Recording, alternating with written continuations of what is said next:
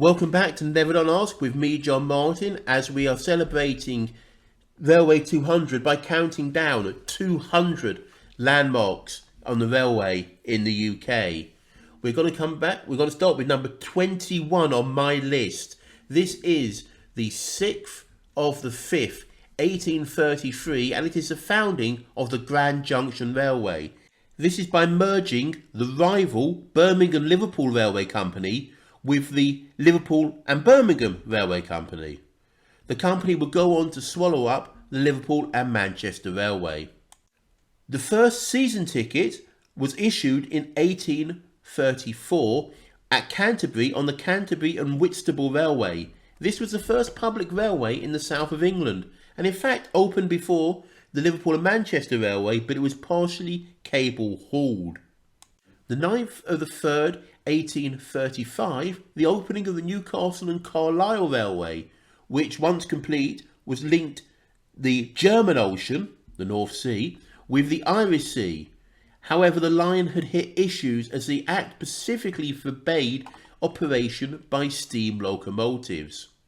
The 8th of February 1836, the opening of the London and Greenwich Railway, the first passenger railway in London, the first steam railway in London, and the first fully elevated railway in the world. The navvies building the viaducts used 100,000 bricks a day, causing shortages across the region. Spa Road was the first London terminus, with Deptford at the other end. 21st of the 6th, 1836, George Hudson is confirmed chair of the York and North Midland Railway. Hudson drove the development of many early railways and became known as the Railway King. 14th of the 12th, 1836 was the opening of London Bridge Station, the oldest of the London terminals that still exist today. It was opened on the London and Greenwich Railway and replaced Spa Road in Bermondsey, which had opened up 10 months earlier. 1837 saw the first railway roundhouses, where engines could be stored undercover around a central terminus. The first one was opened up in Birmingham Curzon Street. As engine sizes rapidly grew, the first generation of roundhouses were redundant within a few decades. Some, like Camden Roundhouse, have been preserved for other uses. Also in 1837, the newsagents Mansell & Co. made deals with the Grand Junction Railway and the London and Birmingham Railway to transport newspapers between London, Birmingham, Liverpool and Manchester. On the 18th of the 8th, 1837, a 20-year-old Daniel Gooch joins the Great Western Railway as the first superintendent of locomotive engines. The existing engines on that company were built to Brunel specifications and they're underperforming. Gooch brought in new engines and started to build more successful locomotives at the Swindon Works, which he was also behind establishing. In 1838, a bed carriage was offered to first-class passengers on the London and Birmingham and Grand Junction Railways for their services between London and Lancashire, the first sleeper service in the world. In June 1838, the first travelling post office was trialled on the Grand Junction Railway. In 1845, the Midland Railway got their travelling post office to Scotland, and 1855, the Great Western brought their travelling post offices to Bristol.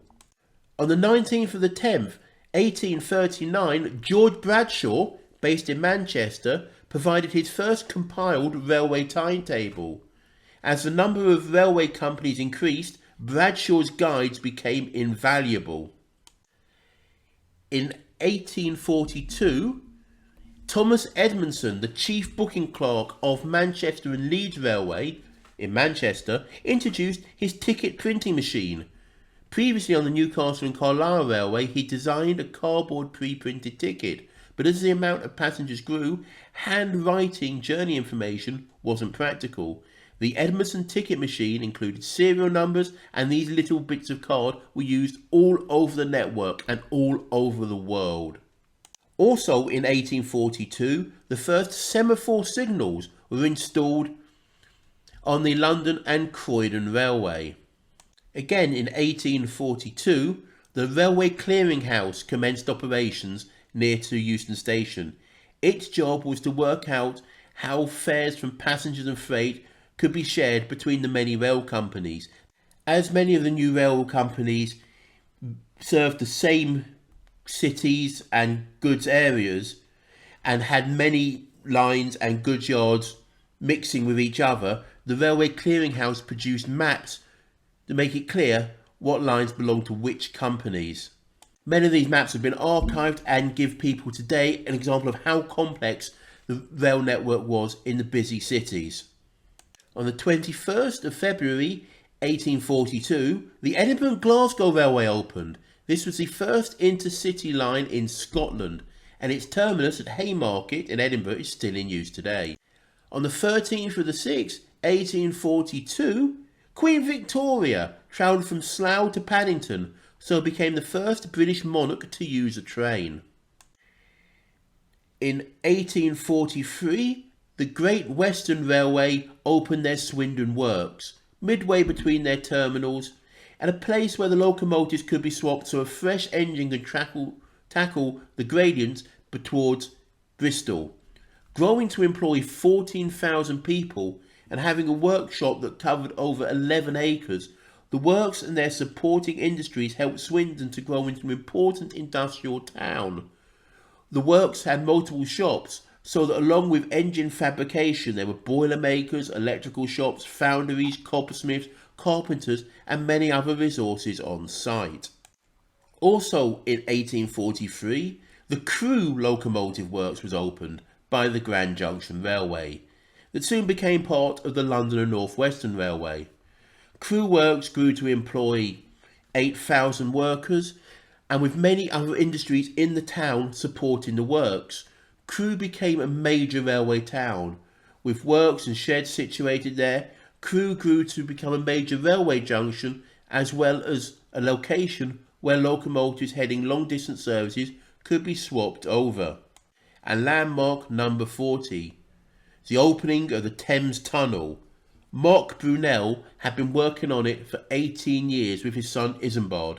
It was open for pedestrian usage. Horse-drawn carriages were the original aim, but the ramps were not built.